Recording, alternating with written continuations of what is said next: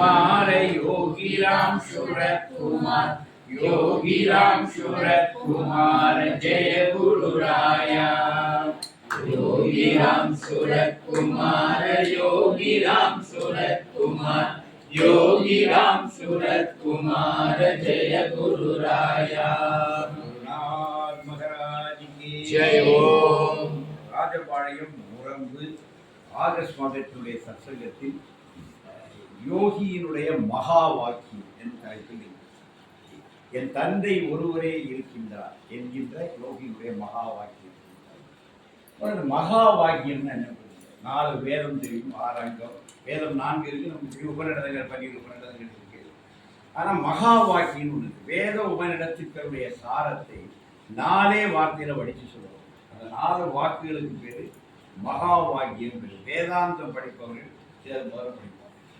அது மாதிரி நான் பார்க்குறேன். இந்த மகா வாக்கியத்துக்கு இடையே இப்போ ரிக்வேதம் அதனுடைய சாரத்தை ஒரே வார்த்தை இருக்கிறோம், யஜுர்வேதனுடைய சாரத்தை ஒரு வார்த்தை இருக்கிறோம், சாம வேதத்தில் இந்த 4 வேதம் 4 வேதத்துடைய பகுதி 4 மகா வாக்கியங்கள் இருக்குது. வாக்கியம் 3-4 சொற்களுக்கு ஒரு வாக்கியம். ஒரு வாக்கியத்தால் ரிக்வேதத்தை உணர வைக்கலாம், ஒரு வாக்கியத்தால் யஜுர்வேதத்தை உணர்ந்துடலாம், ஒரு வாக்கியத்தால் சாம வேதத்தை அறியலாம், ஒரு வாக்கியத்தால் அதனுடைய அப்படி இந்த 4 வேதங்கள் இருந்தும். ஆனால் உபனிஷத் இந்த வாக்கியம் எங்கேருந்து எடுக்கிறாங்கன்னா உபநிடதங்கள்லேருந்து எடுக்கிறாங்க. வேறு நம்ம ஒன்றை புரிஞ்சுக்கணும், வேதம் என்பது கர்மகாண்டம், வேத அந்தம் வேதாந்தம் என்பதுதான் உபநிடதம். உபநிடதம் ஞான காண்டம். வேதத்துக்கு 2 பார்ட் இருக்கு. ஒரு பார்ட் வந்து கர்ம காண்டம். இப்போ நீங்கள் மில்லில் ஒர்க் பண்ணுறாங்கன்னா அது கர்ம காண்டம். 60 வயசு வரை கர்ம காண்டம் தாங்க அனுபவிச்சே ஆகணும், அது செஞ்சே ஆகணும். அது இன்னொன்று என்ன சொல்கிறான்னா கீதையில் திரும்ப கண்ணன் சொல்லுவாங்க, யாரும் செயல் புரியாமல் இருக்க முடியாது. நல்லா புரிஞ்சுங்க, எப்பேற்பட்டவனாக இருந்தாலும் செயல் புரியாமல் இருக்க முடியாது. சுவாமியை ஒரு பக்கத்தில் செல்வராஜ் பச்சை கொண்டாங்க அந்த யோகிக்கு ஒரு அணுக்கத்தோட. நான் சமீபத்தில் அவனை தெலுங்குல சந்திச்சேன். அவன் சாமி அப்போ சந்திக்க போனா அவன் பழைய விஷயங்கள் எனக்கு ஞாபகப்படுத்தலாம். அப்போ சாமி சொல்றான், தம்பி நம்ம வேலை செய்யணும் தம்பி, வேலை செய்து தான் நம்ம சாப்பிடணும் அப்படின்னு சாமி சொல்றான். அது என்ன கேட்டால் இவருக்கு ஒரு எண்ணம் எப்படி பார்த்தா, இது நல்லா இருக்க சாமியார் மாதிரி ஆகிட்டா எல்லாரும் கொண்டு பழம் பூ எல்லாம் வச்சுட்டு போகிற சௌகரியமாக சாப்பிட்டு நம்ம இருக்கலாம் அப்படின்னு இவன் மனசில் ஒரு தாட் வந்து அது சாமி தான் எல்லாம் ரீட் பண்ணிடுறாரு.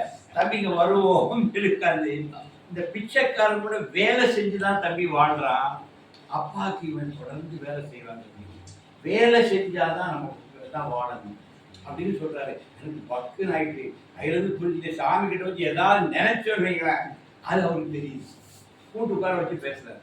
ஏன் அப்படிலாம் அதான் ஒரு எண்ணம் வந்திருக்கு, இது நல்லா இருக்க இந்த தொழில் நம்மளும் ஆரம்பிச்சிட்டேன், நம்மளும் ஒரு காட்டு சாமியார் ஆகிட்டோம்னா நமக்கு எல்லாரும் கூட எல்லாம் தருவாங்க, அழகாக சந்தோஷமாக இருக்கலாம்னு நினைக்கிறான்.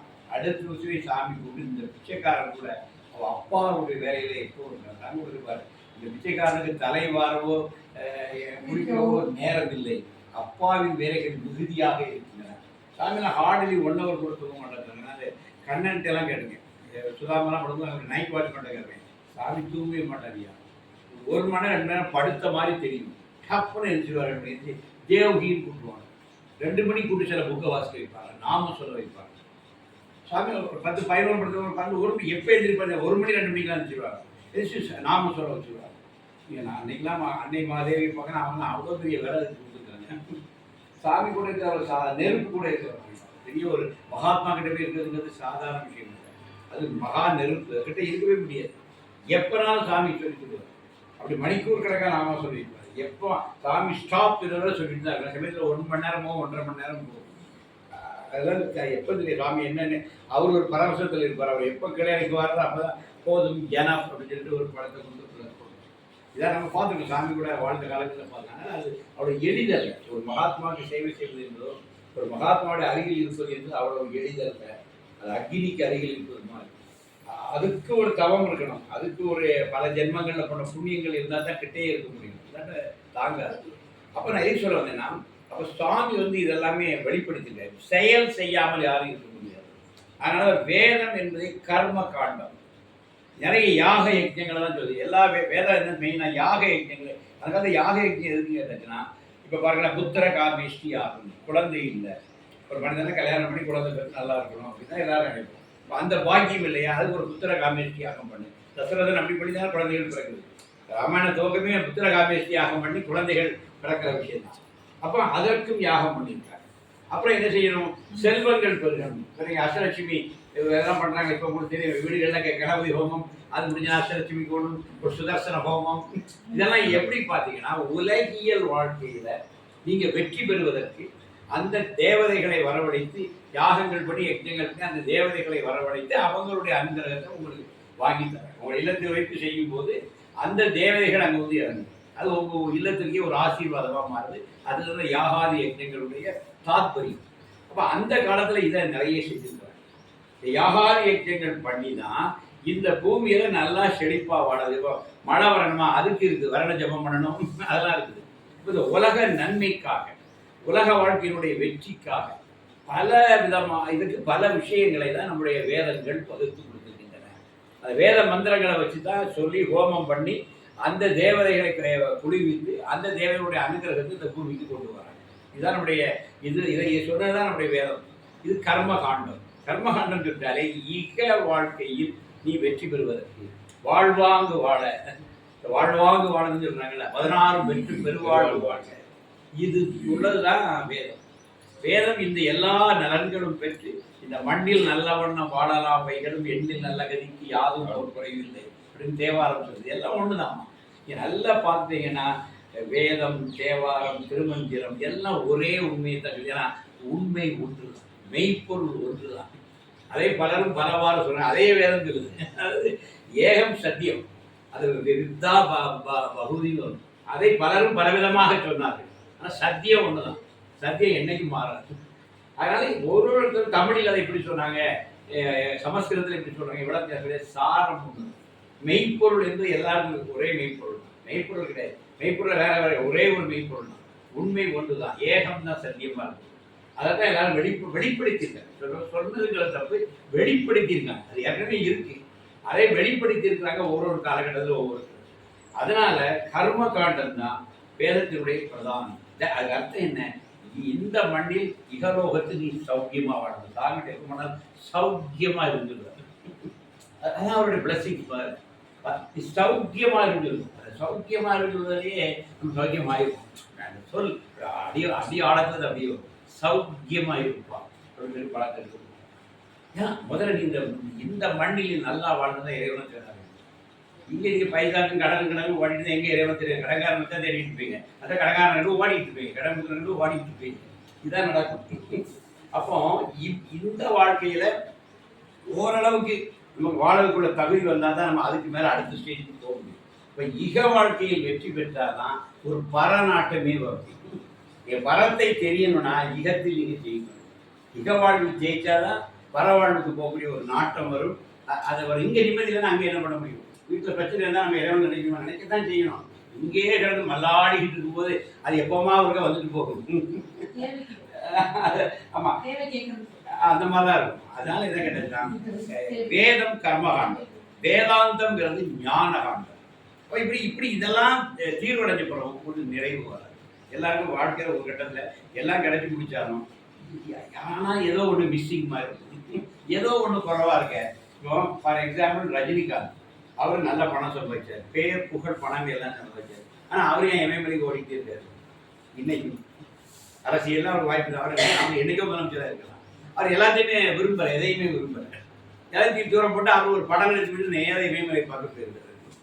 ஜனங்களுக்காக மக்களுக்காக நடிக்கிறார். நடிச்சா 150 கோடி ஒரு நிறைய பேரை வச்சு படைக்கிறான், கொஞ்சம் பேர் வியாபாரம் நடக்குது இல்லையா, அவனுக்கு ஆசை இருக்கோ இல்லையோ அவர் கர்மயோகி மாதிரி நடிக்கிறான். அவன் கர்மயோகியாக இருந்தால் நடிச்சான். நான் நடிச்சு கொடுத்தா இதை வச்சு நிறைய பேர் படைக்கிறான், தொழில் நடக்குது, திரைப்படங்கிற தொழில் வளருது, அதை வச்சு பலரும் படைக்கிறான், எல்லாரும் நல்லா இருக்குன்னு ஐயா ஒரு படம் முடிஞ்சா ரிலேட்டடாக போயிட்டு வரதுட்டு அவன் ஆத்ம திருப்தி எங்கே இருக்கு? அவன் ஹிமாலயாஸை தேடி.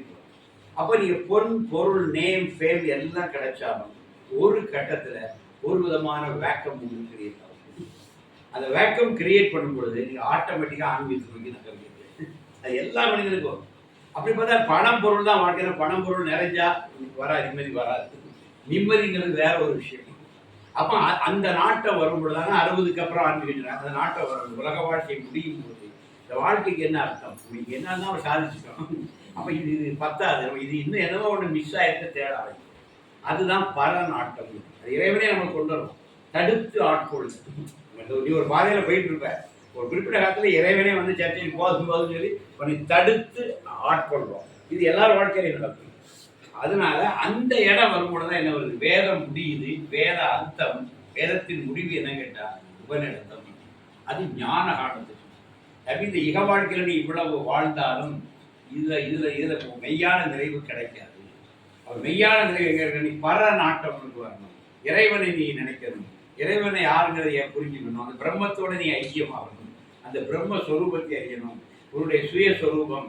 ஒவ்வொருத்தர் ஒரு லாங்குவேஜ் ரமணர் சொல்லுவார், உங்களுடைய சொரூப தரிசனம்னு ரமணர் சொல்லுவார். அப்படி ஒவ்வொருத்தர் ஒரு சிறத்தளவு பிரம்மத்தோட ஐக்கியமாக இருந்துருவாங்க. இப்படி சொல்றதுதான் நம்முடைய உபநிடதங்கள். உபநிடதங்கள் இதற்கான வழியை காட்டு. இக வாழ்க்கையை விட்டுட்டு பர வாழ்க்கையில நம்ம எப்படி பிரம்மம் எப்படி இருக்குது, அது நம்ம மனசுக்குள்ள எப்படி நம்மளை 5 பஞ்சேந்திரியங்கள் அது எப்படி இயக்குது, அதுக்குள்ள அந்த பிரம்மம் எப்படி இருந்துருக்குது, இந்த ஆத்மன் எப்படி இருக்கு, இதையெல்லாம் பேசுறதுதான் பகவத்கீதை. இதையெல்லாம் சொல்றதுதான் நம்முடைய உபநிடதங்கள். சூத்திரங்கள் சூத்திரங்கள் தான், சொற்கள் கம்மியாக தான் இருக்கும். அதை நீ வளர வளர அந்த பொருள் புரியும். நான் சில புத்தகங்களில் 93 படிச்சிருக்கேன் 90s. அதில் அண்டர்லைன் பண்ணி வச்சுருக்கேன். அதே புக்கை நான் இப்போ எடுத்து படிக்கிறேன். முன்னாடி அண்டர்லைன் பண்ணதான் அர்த்தம் இல்லாமல் இருக்கு. இப்போ உடனே நான் இன்னொரு கலர் பேராக எடுக்கிறேன். ப்ளூனா பிளாக்னா இப்போ ஒரு ரெட்டை எடுப்பேன். இப்போ எனக்கு அதே புத்தகத்தில் வேறு சில விஷயங்கள் அதை அண்டர்லைன் பண்ணுறேன். இப்போ நோட்டை பார்த்தா ப்ளூ 90, ரெட்டு இப்போ உள்ளது. இது காரணம் நம்முடைய பக்குவம். 20-30 ஆண்டுகளில் நமக்குள்ள ஒரு பக்குவம் வந்துருக்கு. அப்போ அதே புத்தகம் 20 ஆண்டுக்கு முன்னாடி படிக்கும்போது இது பெருசாக தெரிஞ்சுது. இன்னைக்கு பார்த்தா அது சாதாரணமாக இருக்குது.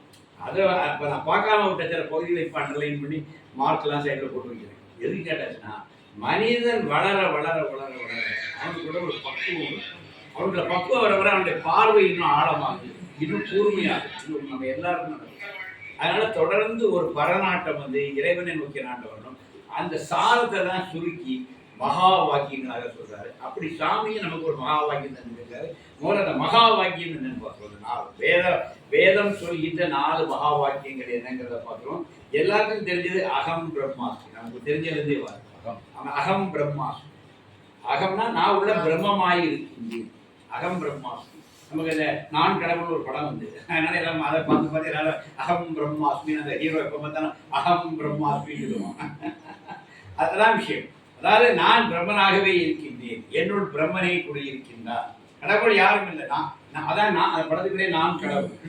தமிழ் மொழிபெயர்த்தா நான் அகம் பிரம்மாஸ்மி, நான் பிரம்மஸ்வரூபமாகவே இருக்கிறேன். இது ஒரு மகா வாக்கியம். இதை திரும்ப திரும்ப சொல்லிட்டே இருந்தா என்ன சொல்றாங்க, ஆட்டோ சஜஷன் சொல்றாங்க. Psychological auto suggestion. நான் ஆரோக்கியமா இருக்கேன், நான் நல்லா தான் இருக்கேன், நல்லா தெரிஞ்சு நல்லா இருக்கேன். சோகமெல்லாம் இருக்குன்னு சொல்லிடுமா, ஐயா இப்படி ஐக்கியா உனக்கு சுஷ்டி விசாரிக்க மாதிரி போய் அவனுக்கு இன்னும் கொஞ்சம் பலகீனமாக்கி, ஏங்க எப்படி இருந்தா இப்படி ஆகிட்டியா அப்படி சொல்லவே கூடாது. இதெல்லாம் என்னப்பா இது, ஒரு நேரம் விடைவா மனதில் விட, நீ இப்படிதான் அவனை மோட்டிவேட் பண்ணணும், பாசிட்டிவாக மோட்டிவேட் பண்ணணும். அவனை போய் பார்த்து நேரமாக மெலிஞ்சிருப்பான், மெலிஞ்சிருக்கான்னு சொல்லக்கூடாது. சா இதெல்லாம் என்னப்பா இது, அங்கே இதான் எல்லாம் தெருவுக்கு 2 பேர் வந்திருக்கேன், எல்லாம் ஒன்றும் அவனை மதிச்சோட 3 நாள் வெளியே வந்துருப்பான் அப்படின்னு சொன்னா 3 நாள் வெளியே வந்துடலாமா, நீ அப்படி அவனை மோட்டிவேட் பண்ணணும். அதனால ஆட்டோ சஜஷன், நீ எதை நினைக்கிறாயோ அதுவாகவே ஆகிறாய். எத்பாவோ தத் பவதி, எதை நினைக்கிறாயோ அதுவாக, நீ என்ன பாவனையில் இருக்கிறியோ அந்த பாவனை தான் உண்மை. அதனால நம்ம என்னைக்கு எப்படி இருக்கணும், பாசிட்டிவா இருக்கணும். நான் ஜெயிப்பேன், நான் வெற்றி பெறுவேங்கிறத உனக்கு நம்பிக்கணும். நான் ஜெயிப்பேனா அப்படின்னு முதலே ஜோசியம் கேட்டால் அது விளங்காது. நான் ஜெயிப்பேன் அப்படின்னு நீ முதல்ல சொல்லணும். நீ ஜெயிப்பேன்னு சொல்லணும். நான் ஜெயிப்பேன்னு சொன்னாதான் நீ ஜெயிப்ப. நான் ஜெயிப்பேனான்னு போய் முதலே ஜோசியக்காரன் போயிட்டா நீ ஒரு நாளும் ஜெயிக்க மாட்டேன். நான் வெற்றி பெறுவேன், ஏன்னா எனக்கு நான் முயற்சிப்பேன், இறைவனுடைய துணை எனக்கு இருக்கும், இறை அருளால் நான் தொடர்ந்து முயற்சித்து வெற்றி பெறுவேன். இது ரெண்டும் இணைச்சிக்கணும். ஆண்டவருடைய அருள் எனக்கு உண்டு, யோகியுடைய அருள் எனக்கு உண்டு. ஆனால் நான் விடாமல் அதுக்கு முயற்சி பேசுவாங்க. நான் முயற்சிக்கிறேன், உங்களுடைய அருளை என் கூட சேர்க்கணும், நான் இது வெற்றி அடைகிறேன். இப்படிதான் வாழ்க்கையை நம்ம கொண்டு வருவோம். இறைவனை விட்டுடைய அவன் இன்றி ஒரு அணுவும் அசையாது. அவனுடைய அருளையும் கேட்டுக்கணும், நம்முடைய முயற்சியும் விட்டுறக்கூடாது. இந்த ரெண்டும் சேரும் பொழுதுதான் அந்த அந்த ஆல்கமின்னு சொல்லுவாங்க, அந்த மாற்றம் நடக்கும். முக்கியமான விஷயம். அதனால அகம் பிரம்மாஸ்மி திரும்ப திரும்ப சொல்லும் பொழுது கடவுள் எங்கே இல்லை, கடவுள் என்னுக்குள்ளே இருக்கிறார். தமிழ்ல உள்ள நல்ல வார்த்தை கடவுள். அதிலே விடை இருக்கு. கடவுளுங்கிற வார்த்தை விடையே இருக்கு. கட உள், கடந்து உள்ள பாரு, அங்கதான் இறைவன். இறைவன் எங்கேயோ இல்லை, உன் அகத்துல தான் இருக்கிறான். அதான் அகம் பிரம்மாஸ்மி. மகா வாக்கியத்தில் ஒன்று அகம் பிரம்மாஸ்மி. இன்னொன்று உங்களுக்கு தெரிஞ்சு தத்துவம் அசி. இது கிடைப்பது தத்துவம் அசி, இரண்டற்றது. இது ஆதிசங்கரர் அத்வைதத்தினுடைய பிரதான குரல் இதுதான். தத் துவம் அசி, தத்துவம் அசின்னு சொல்லுவாங்க. அதை பிரித்தா தத் துவம் அசி.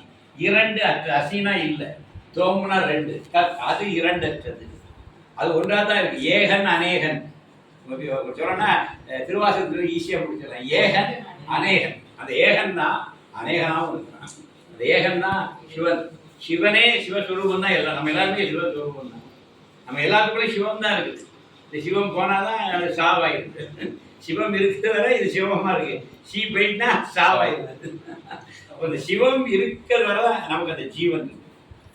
சிவன் ஜீவன் எல்லாமே வார்த்தை. சிவன் தான் சீவன், அதான் ஜீவன்.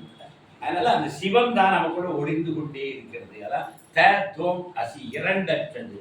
நீ இறைவனாகவே இருக்கின்றாய், அது உன்னுள்ளேயே இருக்கிறது. நீயே அது. தத்துவ விஷயம் தமிழ் நீயே அது. நீ எதை தேடிட்டு இருக்க அதான்ப்பா நீ. நீ என்ன சொல்லுவாங்க, புனுகு பொடின்னு சொல்லுவாங்க. இந்த புனுகு பொடிக்கு ஒரு வாசனை வரும். அது எங்கேருந்து வருதுன்னு ஓடிக்கிட்டே இருக்கும். அந்த புனுகு பொடிட்டு உடம்புல தான் அந்த வாசனை வருது. அது கடைசி வரை தெரியாது. அந்த வாசனை எங்கே வருது ஓடிக்கிட்டே இருக்கும். ஆனால் தன் உடம்பில் தான் வருதுங்கிறத கடைசி வரை தெரியாமல் இந்த புனுகு பொண்ணு தான் வாழ்க்கையை முடிச்சுது. நம்ம அப்படி புனுகு பொண்ணியாக இருந்துக்கூட ராமகிருஷ்ண பரம்பரை அடிக்கடி சொல்கிற கொட்டேஷன். நீ தெரிஞ்சிக்க, உன்னில் இருந்தால் உன்னுக்குள்ளான் தெய்வம் இருக்குது. தெய்வம் வரக்குள்ள தான் குடியிருக்குது. நீங்கள் கொஞ்சம் கொஞ்சமாக பார்த்து வரும்போது நீயே அதுங்கிறது உணர்ந்து அந்த தெய்வம் உள்ள இருக்கனால சார் நம்ம இயங்குறோம். அவனின்றி ஓர் அனுபவம் செய்யாது. நமக்குள்ள இறையாற்றில் நம்ம இயங்கவே முடியாது. நம்மளுடைய சுவாசம் எப்படி சார் கரெக்டாக இல்லை? மூச்சு நீங்கள் இன்னைக்கு 3437 மூச்சு எண்ணிக்கிட்டே விடுறீங்க. அது பாட்ட வருது போகுது. எவ்வளோ வருது எவ்வளோ போகுதுன்னு நமக்கு தெரியாது. மற்றெல்லாம் கணக்கு பார்ப்போம். மூச்சை கணக்கு பாருங்க, கணக்கே முடியாது. ஹார்ட் பீட் நடந்துக்கிட்டே இருக்கு. உள்ள தூக்கி பார்த்து அள்ளி போடுறான். அது எப்படியோ டைஜஸ்ட் ஆகி வெளியே வருது. தகராறுனா ஒரு மாத்திரையை போட்டுக்கிறோம், அவ்வளோதான். அப்போ இதெல்லாம் எப்படி நடக்குது? ஒரு சத்தியத்துக்கு கட்டுப்பாடு. உடம்பு கொஞ்சம் திரும்பி பாருங்க. இது என்ன அதிசயம் தெரியுமா? உலகத்தில் உள்ள அத்தனை கம்ப்யூட்டரோட இந்த கம்ப்யூட்டர் பெரிய கம்ப்யூட்டர். எத்தனை விஷயத்தை ஞாபகம் வச்சுது. இங்கே இருந்து போய் 10 ஊருக்கு போயிட்டு வந்துடலாம் மனது. இங்கே ஸ்பீட் கட்டமாக இருக்கும், 10 ஊருக்கு போயிட்டு வந்தது. அப்போ அது வந்து தசாவதானி சதாவதானியாக இருக்குது. இங்கேயும் இருக்கும், அங்கேயும் போகும், அதையோசி இதையும் பார்க்கும். இது பெரிய ஆற்றல் இல்லை. மனிதனுடைய ஆற்றல் எவ்வளோ பெருசாக இருக்குது. இதெல்லாம் அப்போ தெய்வம் உள்ள இருக்காமல் நடக்குமா? மனிதன் வந்து ரொம்ப லிமிட்டட், தெய்வம் தான் அன்லிமிட்டட். அப்போ இறைவன் உனக்குள் இருக்கிறான் என்பதனுடைய இண்டிகேஷன் தான் அவர்களுடைய இந்த ஆற்றல்கள் எல்லாம். அவருடைய மனம், நினைவு, ஆற்றல், அவருடைய சுவாசம் விடாது வந்து உடம்புல பிராணன் ஓடுது வருது. இதெல்லாம் இந்த இயக்கெல்லாம் யாரும் பார்க்குறா? உள்ள ஒருத்தன் உட்காந்து பார்த்துட்டு உள்ள ஒரு டாக்டர் இருக்காங்க, வெளியுள்ள டாக்டர். நம்ம பில்லை போட்டு தீட்டினோம். பையன் ஃபாரின்ல இருக்காங்கன்னா லட்சம். நான் ரிட்டையர்டு பென்ஷன் சொன்னால் கொஞ்சம் 10,000. ஒன்றுமில்ல மில்லில் வேலை பார்க்கணுன்னா 500 சாயங்காலமே போச்சுக்கலாம். ஏன்னா சரி போச்சுக்கலாம். அவன் விதி அவ்வளோதான் ஓடுச்சு. ஆனால் உள்ள ஒரு டாக்டர் இருக்கிறான். எல்லாரும் சொல்லுவாங்கல்ல, இப்போ உங்களுக்கு தலைவலி வருதுன்னா நீங்கள் மாத்திரை சாப்பிட்டா 3 நாளில் குணமாகும். நீங்கள் சும்மா இருந்தால் 3 நாளில் குணமாகும். நீங்கள் மாத்திரை சாப்பிட்டா 3 டேஸில் குணமாகும். அவ்வளோதான். இதுதான் மேட்ரு. அதான் எனக்கு எதுவுமே சாப்பிடாம சும்மா கொஞ்சம் ஏதாவது நோய் வந்தால், சின்ன நோய் வந்தால் அப்படி விட்டுட்டு ஒரு 3 நாள் கொஞ்சம் வேலைகளை குறைச்சி வச்சுட்டு கொஞ்சம் ஆகாரங்களை குறைச்சி அதுக்காக தெரிஞ்சுருவாங்க. தண்ணியாக குடிச்சிட்டு அப்படியே இருந்து ஓய்வு கொடுத்தீங்கன்னா உடம்பு ஒரு 3 நாளைக்குள்ள அந்த நோய்க்கான மாற்றம் உடம்பே கண்டுபிடிச்சு. உள்ள ஒரு டாக்டர் இருக்கும், அவனையே சரி விருந்தும் மருந்தும் 3 நாள் இருக்கான். விருந்தா படம் 3 நாள் வந்தோன்னா 4 நாள் இருக்கக்கூடாது, 3 நாள். விருந்தும் மருந்தும் 3 நாள் சொல்லியிருக்கேன். 30 நாள் நேராக போட்டுட்டு கூடாது. எங்கே போனாலும் 3 நாள் போட்டுக்கிறாங்க. ஆனந்த சொல்லுங்க, அதான் 3 நாள் முடியாத சாமி 3 நாள் இருக்கு. விருந்தும் மருந்தும் 3 நாள். நமக்குள்ள ஒரு டாக்டர் இருக்காரு சார். நம்ம உடம்பை அவரே நான் கேட்குறேன், விலங்குகளுக்கெல்லாம் எங்கே சார் ஆஸ்பத்திரி இருக்குது? நம்ம பெற்றடி விட காட்டில் விட விலங்கு கிடைக்கும் சார். சிங்கம் பிடிக்கலாம், எனக்கு காய்ச்சல் வர அது காய்ச்சல் வருது. அது பாட்டில் ஒரு வருஷத்துக்கு கிடக்கு. அதுக்கு தெரியும், இந்த மோகத்துக்கு சில இலைகளை போய் கழிக்கும். நாய்க்கு தெரியும் சார். நம்மளை விட அதுக்கு அறிவு ஜாஸ்தி இருக்கு சார். அங்கே டாக்டர் இல்லை, ஆஸ்பத்திரி இல்லை. இந்த பறவைகள்லாம் பறந்துருக்கு. காக்காக்கு ஜோம்பலாம் இருக்கும், கக்கனும் ஜோம்பலாம் தான் இருக்கும். அது என்ன ஆஸ்பத்திரிக்காக போகுது, மருந்தா சாப்பிடுது. அதுக்கான ஓய்வு எடுக்கும், அந்த உணவை அளவை குறைச்சிக்கணும். அதுக்கு உள்ளுணர்வாக சில மூலிகளை போய் கழிச்சு நீங்களும் தெரியாது. அப்போ சாதாரண ஆறறிவு இல்லாத விலங்குகளே, வனங்களில் பறவைகளும் தனக்கு ஒரு நோய் வந்தால் ஒரு ஓய்வெடுத்து உணவை குறைத்து நம்ப முடியாத நமக்கு சட்னி வேணும், வருமானம் திக்க முடியாது, உழவடி வேணும், இட்லி வேணும், உழவடி வச்சா திப்போம், எண்ணெயை ஊற்றணும். இது நமக்கு ஏகப்பட்ட வேலைகள் போய் தான் இந்த நாக்கை வளர்த்து வச்சுக்கணும். சாப்பாடுங்கிறது பசிக்கு தான். நம்ம ருசிக்கு மாற்றி அவரை ருசிக்காகவே வாழ்றாளாக மாறிட்டோம். பசிக்கு தான் சாப்பிடணும், நம்ம ருசிக்கு சாப்பிட ஆரம்பிச்சிட்டோம். தப்பு இல்லை. ஒரு காலகட்டத்தில் ருசிக்கு ஒரு மரியாதை இருக்கு. ஆனால் ருசிக்காக தேவையில்லாதெல்லாம் சாப்பிட்டு சாப்பிட்டு சாப்பிட்டு 60க்கு அப்புறம் அவ்வளோத்தையும் சாப்பிட்டு உடம்பு அல்லாத வச்சிருக்கோம். அப்படி வைக்கக்கூடாது. நமக்குள் ஒரு டாக்டர் இருக்கிற மாதிரி நமக்குள் அந்த இறைவன் இருக்கிறான். எந்த நோய் வந்தாலும் 3 நாள் அவரை குணமாக்கணும். இது ஒரு ரகசியம். நல்லா பாருங்க, நம்முடைய காந்தியினுடைய ஆசிரமத்தில் ஒன்றுமே கிடையாது, மருந்தே கிடையாது. பட்டி போட சொல்வாரு, காய்ச்சல்லாம் அந்த ஈரத்துணி எடுத்து நெத்தியில் போடுவாங்க, அவ்வளோதான். நீங்கள் சபர்மதி ஆசிரமத்தில் காந்தி தான் டாக்டர். காய்ச்சலாம் ஈரத்துணி எடுத்து நெத்தியில் போடுறது இல்லை, களிமண் மாதிரி ஈர மண் எடுத்து மேலெல்லாம் பூசு, களிமண் குளியல் மாதிரி அது பாடியுடைய ஹீட்டை போடாது வெளியெடுக்கும். இப்படியெல்லாம் இருக்காங்க. நம்ம உடம்புக்குள்ளேயே ஒரு டாக்டர் இருக்கிறாரு, நம்ம உடம்புக்குள்ளேயே அவருக்கு நம்ம மனசாட்சி இருக்கலாம். அப்பப்போ நம்ம தப்பு பண்ணாமல் இருக்கிறோம். தம்பி நீ பண்ணுறது சரியில்லை, அவ்வளோ ஒரு குரல் கேட்குதா, இப்போ ஒருத்தர் இருக்காங்களா, சரி தப்பி எவனும் சொல்லணும், நமக்கே தெரியும். இது பண்ணுறது நீ சரியில்லைப்பான்னு சொல்லி அந்த குரல் உள்ள கேட்கலாம். அல்ல நீ பரவாயில்ல சூப்பர் தொடர்ந்து செய், அந்த உற்சாகம் வருதுல்ல, அதுதான் இறைவன். இறைவன் உங்களுக்குள்ள எப்போவுமே பேசிட்டுனாங்க, கொஞ்சம் லிசன் பண்ணீங்கன்னா போதும். நம்ம எல்லோருக்குள்ள இறைவன் இருக்கிறோம். அவன் உனக்கு இது நல்லது இது கெட்டதுன்னு சொல்லிட்டு தான் இருக்கிறான். நீ சில நேரத்தில் உன் ஆசையின் காரணமாக அவனை ஒரு பக்கம் தள்ளிட்டு அதுக்கு ஒரு விளக்கம் சொல்லி அது நான் எப்படி பண்ண தெரியுமா, அதனாலே யாக்கும் பண்ணேன்னு சொல்லி நீனே உன்னை சமாதானப்படுத்திக்கிற. ஆனால் முதல்ல ஒருத்தர் சொன்னால் பார்த்தியா தம்பி இது சரியில்லைன்னு, அவன் தான் அந்த அகத்தினுடைய குரல். இப்போ உனக்குள்ள இருக்கிற அகத்தின் குரலை நீ கொஞ்சம் கேட்கணும். அதான் தெய்வத்தினுடைய குரல். அதான் தெய்வத்தின் குரல் கணபதி பேர் வச்சார் அந்த புத்தகத்துக்கு. ஐயா பெரியவரை பற்றி எழுதிய தெய்வத்தின் குரல் வச்சார், பேரே அழகான. அப்போ தெய்வம் உள்ள இருக்கு. தெய்வத்தின் குரல் உங்களுக்கு சதா கேட்டு அதை நீ கேட்கணும், அதை கேட்டு நடக்கணும். அதனால அகம் பிரம்மாஸ்மிங்கிறது உண்மை. தத்துவமசி தத்துவமசி நீயே அது எல்லாம் ஒரே கருத்து தான் சொல்ல வருது. கடவுள் எங்கே இல்லை, வனக்குள்ளே தான் இருக்கிறாரு. நீயே அதுவாக இருக்கிறாய்ன்றது. அடுத்தால 2 எண்ணம் இருக்குது, அந்த 2 மகாவாக்கியத்தை தெரிஞ்சுக்கும். எல்லாத்தையும் நான் அந்த அயம் ஆத்ம பிரம்மம், அயம் ஆத்மா பிரம்மம், என் உள்ள இருக்கிற ஆத்மனே பிரம்மம். ஆத்மான்னு அதான் பிரம்மம். இறைவன் வேறு நீ வேறுங்கிறது அல்ல. இந்த இறைவன் அந்த பிரம்மன் தான் உனக்கு ஆத்மனாக இருக்கிறது. பிரஜானம் பிரம்ம, அறிவுணர்வே பிரஜானம், அறிவுணர்வே பிரம்மம். பிரம்மம் வந்து ஞான சொரூபமா இருக்குது. இந்த 4 மகா வாக்கியங்கள் வேதம் சொல்லுது, உபனிஷத்து சொல்றாரு. சாமி ஒரே மகா வாக்கியம் சொல்றாரு, எவரிதிங் இஸ் மை ஃபாதர். இன்னும் விளக்கத்தில் father alone exist, nothing else, nobody else in the present past future. என் தந்தை ஒருவரே இருக்கின்றார், என் தந்தையை தவிர வேறு எதுவும் இல்லை, இன்றும் அன்றும் இன்றும் என்றும் என் தந்தையை தவிர வேறு எதுவும் இல்லை. இதுதான் மகாவாக்கியம். இந்த 4 வாக்கியத்தினுடைய சாரம் என்ன கேட்டால் இதுதான், என் தந்தை ஒருவரே இருக்கிறார். இதுதான் அத்வைத்தினுடைய உச்சம். என் தந்தையத்தில் இங்கே எதுவுமே இல்லை. எவ்ரிதிங் இஸ் மை ஃபாதர், எல்லாமே என் தந்தை தான். இங்கே எது நடந்தாலும் என் தந்தையின் அருளாலேயே நடக்கும். அதனால் அது குறை காணாது. உலகத்தில் என்ன நடந்தாலும் அப்படி ஏற்றுக்கிறார். வாழ்க்கையில் என்ன நடந்தாலும் குறை ஒன்றும் இல்லை, மறைமூர்த்தி. உனக்கு ஒரு கஷ்டம் மாதிரி நடக்கும், அந்த நேரம் பல்ல கடிச்சிட்டு பொறுத்துக்கிட்டேன்னா அது கொஞ்ச நாள் கழிச்சு தெரியும், அது உனக்கு ஒரு நன்மைக்காக வந்ததுங்கிறத வாழ்க்கையை உனக்கு சொல்ல வைங்க. அதுக்குள்ள பதவி எடுத்து இதாயிரம் அப்படிலாம் ஒன்று. லைஃப்ல எது நடந்தாலும் அது எல்லாம் நன்மைக்கு, நடப்பதெல்லாம் நாராயணன் செயல், பெய்யும் நடப்பதெல்லாம் நாராயணன் செயல் அப்படிங்கிறத ஏற்றுக்கிட்டு பொறுமையா இருக்கும். இருந்தீங்கன்னா கொஞ்ச நாள் கழியும் போது இதுவும் நன்மை கருதியே நடந்திருக்கும். எல்லாமே நன்மைக்கு தான். சுவாமி சொன்னார், goodness leads the whole world. நன்மையே இந்த உலகை நடத்துகிறது.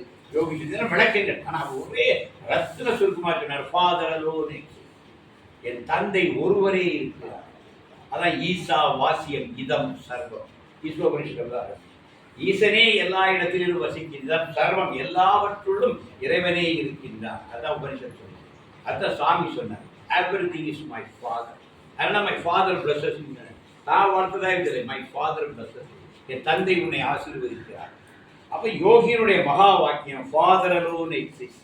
அது 4 மகா வாக்கியங்களுடைய சாரம், வேதத்தின் சாரம், பகவத்கீதையின் சாரம், உபனிஷத்தினுடைய சாரம் ஃபாதர் அலோன் எக்ஸிஸ்ட். சுவாமி எவ்வளவு உயரத்தை சொல்லியிருக்காரு. யோகிராம் சத்குமாருடைய மகா வாக்கியம் இதை எவ்ரிதிங் இஸ் மை ஃபாதர். வாழ்க்கையில எது நடந்தாலும் என் தந்தையின் அருளாலேயே நடக்கிறது அப்படின்னு அதை ஏற்றுக்கிட்டோம்னா, ஏற்றுக்கிட்டு முதல்ல ஏற்றுங்க. வாழ்க்கையில் கெட்டதோ நல்லதோ எது நடந்தாலும் முதல்ல அதை ஏற்றுங்க. சுவாமி ஏதோ நன்மைக்கு தான் தந்துக்கிறார். சுவாமி நான் அதை ஏற்றுக்கிறேன்னு சொன்னால் அப்படி வீரியமே குறைஞ்சி. நீ அதை கண்டு பயந்தாலோ பதறினாலோ அதை இல்லாமல் ட்ரை பண்ணும்போது அது வளரும். இது மனித இயல்பு சார். ஒன்று நீங்கள் கண்டுகொள்ளாமல் விட்டீங்கன்னா அது தானாக போய் நேரத்தில் போயிடும். நீங்கள் அதை கண்டுகொள்ள ஆரம்பிச்சிங்கன்னா அது பூதமாக வளரும். இது மனித இயல்பு. ஒரு குழந்தை வந்து கீழே விழுந்து அடிபட்டுரும், நீ பட்ட எம்மா நடக்கும், நீ பார்க்காம திரும்பி அதுவே தடவிட்டு போயிடும். இந்த குழந்தைங்க விளையாடும்போது டொம்முனு கீழே விடும், நீங்கள் உள்ள அப்படியே திரும்பிடணும். அது திரும்பி பார்த்தா ஆகலாம் நல்லோரப்படும், திரும்பி அது திருப்பி பார்க்கும், ஒருத்தர் பார்க்க அதுவே தடவிட்டு அது வாழ்க்கை போயிருக்கு. இவ்வளோதான் மனுஷன். இப்படி சில விஷயங்கள் வரும் வாழ்க்கையில். நீ அதை பெருசாக ரூம் போட்டு யோசிச்சு ஊரை போட்டு மாமியாரை போட்டு மரங்களை போட்டு எல்லாத்தையும் பேசி எனக்கு இப்படி வந்து இந்த வலிச்சுட்டு நான் அப்படி போட்டு இந்த கதையை பேச ஆரம்பிச்சுன்னா அந்த வரி இங்கேருந்து இங்கே வரும். ஏன்னா வரைக்கும் சரி பார்த்துக்கலாம், அப்படியே சரி பார்த்துக்கலாம்ப்பா, சரி ஒரு சூப்பர் சாப்பிடு, மிளகா சாப்பிடு, ஒரு 3 நாளைக்கு ரெஸ்ட் எடுத்துக்கோ முடியலன்னா அதுக்கப்புறம் உடனே டாக்டர் எழுதிதான் ஸ்கேன், அந்த ஸ்கேன் இந்த ஸ்கேன் பண்ணால் அவன் எப்படா ரெடியாக இருக்கான், உடனே எழுதி போய் ஸ்கேன் எடுத்துவான். ஸ்கேன் பண்ணிட்டு எல்லாம் நன்றாக இருக்குது, ஒரு 1500 ரெண்டு பாட்டி எல்லாம் நல்லா இருக்குது. இந்த வார்த்தைக்கு 1500 நான் அன்னைக்கு தான் பார்த்தது. எனக்கு சிடி ஸ்கேன்லாம் எடுத்து வந்தேன். இதெல்லாம் பயங்கட்றா என் மகனைப்பா வருஷத்துக்கு ஓகே செக் பண்ணுப்பான்னு அங்கே மேலே ஒருத்தங்க அவன் செக் பண்ணிட்டு இருக்கான். இதெல்லாம் என் மகளுக்காண்டி 5 பேர் எடுத்து பண்ணால் 1500 கொடுத்து ஸ்கேன் பண்ணால் every thing is good, every thing is my father and my father takes care. இல்லை அது உண்மைங்க. அப்போ அந்த அளவுக்கு நமக்குள்ள ஒரு பிலீஃப், ஸ்ட்ராங் பிலீஃப் இருந்தால் அதுவே உடம்பு சரியாகும், எல்லாமே சரியாகும். மலை போல் வருவதும் பனி போல் நீ.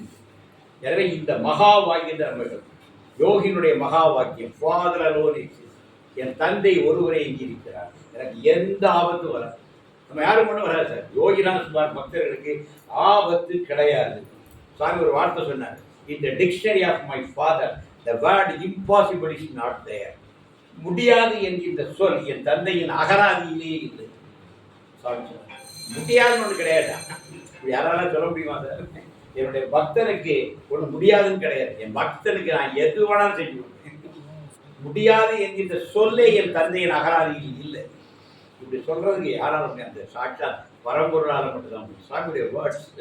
அப்போ சாமி அந்த மகா தெய்வமாக நின்றார், தெய்வத்தின் குரலில் நின்று பேசினார், அந்த ஒரு வாக்குறுதியை கொடுத்தார், அந்த ஆசிகளை நமக்கு கொடுத்தார். அப்போ யோகிராம் சொன்னார், பக்தன் தைரியமாக இருக்கலாம், என் பக்தன் வீணாவதில்லை. இதிலே கண்ணு என் பக்தன் ஒரு நாள் வீணாக நேரம் கொஞ்சம் சரிவான், கொஞ்சம் கீரை விடுவான், பயணத்துக்கு ஒரு நேரம் வச்சு தஞ்சாவூர் போகும்போது சரிவான், தூக்கி நேரம் வச்சிருவான். அவ்வளோதான். நமக்கு சில சரிவுகள் வாழ்க்கையில் வரலாம், சர்க்கிள்கள் வரலாம். மனிதன் தான், மனிதன் பலகீனமான சில சர்க்கிள்கள் சரிவுகள் எல்லாருக்கும் வாழ்க்கையில் வரும். ஆனால் பழையபடி தூக்கி நேரம் வச்சிருவோம். அதில் உறுதியாக நம்பிக்கை இருக்கிறாங்க. அதனால் தயவு செய்து இந்த மகா வாக்கியத்தை கையில் எடுப்போம். ஃபாதர் அலோன் எக்ஸிஸ்ட்ஸ், என் தந்தை ஒருவரே இருக்கிறார், அவரை வாழ்வை நன்றாக பார்த்துக் கொள்வார். நான் என் தந்தையின் கைகளில் இருக்கு. ஒரு முறை எங்கள் ஓம்பராஜ் அம்மா ரொம்ப கஷ்டப்படுறாங்க, கவலைப்படுறாங்க. அப்படின்னு அவளை நான் மடியில் வச்சு பாதுகாத்துக்கிறேன். இதான் நம்ம எதுவும் சாமி பக்தர்களை எப்படி சொல்றாரு, அவளை என் மடியில் வைத்து நான் பார்த்துக்கிறேன். அவள் எதுக்கு வருத்தப்படணும்? நம்மளாம் வருத்தப்பட்டா சாமிக்கு பிடிக்காது. அவர் என்ன சொல்லுவார், ஜெயராமத்துக்கு நான் மடியில் வச்சு பார்த்தேன், அவன் எதுக்கு அழுதுக்கான் அப்படிங்கிறார். உண்மையான வார்த்தை. நீ அழுதா சாமிக்கு பிடிக்காது. நான் உன்னை என் மடியில் வச்சு காப்பாற்றிருக்கிறேன். இப்போ மாதத்தோடு வந்து எனக்கு எல்லாம் பண்ணிட்டு போகிறான், நான் அவனை எப்படி விடுவேன்? நீங்கள் ஒரு துரும்பத்துக்கு போட்டால் போதும் சார். சுவாமி வளர்க்க மாட்டேன். அண்ணாமலை வந்து காலையில் எல்லாம் பண்ணுறாரு, விடுவார் அண்ணாமலையே. நம்ம அப்பாவே அருணாச்சலம் விட்டேன். அப்போ அருணாச்சலம் பையன் அண்ணாமலை சேவை இங்கே நம்ம முறப்பு ஆசிரமம். இப்போ இதுக்கு ஒரு பரம்பரை இருக்குது. அதனால் நம்மளை தான் யாரும் கைவிட மாட்டாங்க. எல்லாரும் தைரியமாக இருக்கும். யோகிராஜ் குழந்தைகள் தைரியமாக இருக்கும். நமக்கு குறையொன்றும் வராது, எந்த ஆபத்து வராது. வந்தால் வந்த வழியில் திரும்பி போகும்.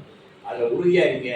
அகம் பிரம்மாஸ்மி மாதிரி ஃபாதர் அலோன் எக்ஸிஸ்ட்ஸ். நமக்கு ஒரு மகா வாக்கியம் இருக்குது, என் தந்தை ஒருவரே இருக்கிறார், என் தந்தை எல்லாத்தையும் பார்க்குவார், என்னையும் பார்க்குவார்.